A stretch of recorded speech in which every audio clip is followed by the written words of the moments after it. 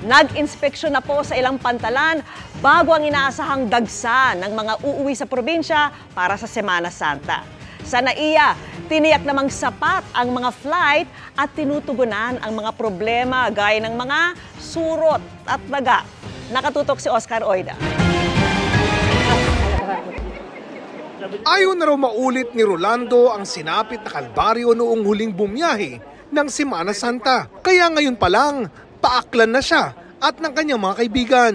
Mahirap po pagka ganun, talagang siksikan. Mahirap sumakay lalo na pagka walang sariling service. Kabilang sina Ronaldo sa mahigit 60,000 pasahero ngayong araw sa NAIA Terminal 3. Kakaunti pa raw yan kumpara sa inaasahan nilang 10 to 15% na increase sa dami ng pasahero sa susunod na linggo na inaasahang magpipig sa Holy Wednesday at Easter Sunday. Pagtitiyak ng Manila International Airport Authority, may sapat na aeroplanong babiyahe ngayong Holy Week. Ang mga terminal managers ay already met with the airlines assigned to their respective terminals to make sure na ang mga airlines natin ay prepared para sa dagsa ng taong. Patuloy rin daw tinutugunan ang naging mga issue kamakailan ng mga surot at daga. We coordinated with our pest control provider na daily meron na kami mga minomonitor na namin actually yung mga activity nila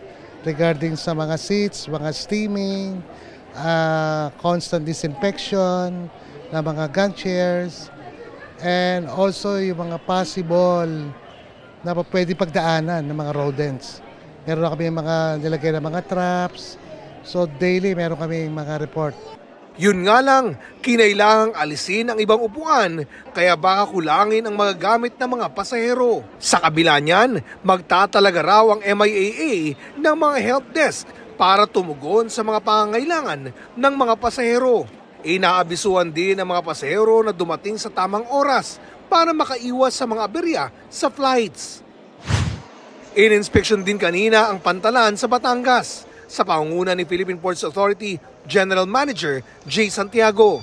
Sa Martes Santo na raw ang inaasahang pagdagsa ng mga uuwi sa mga probinsya. Inaasahan natin hihigit sa 2 milyon yung mga kababayan nating babiyahe sa mga pantalang pinamamahalan ng PPA.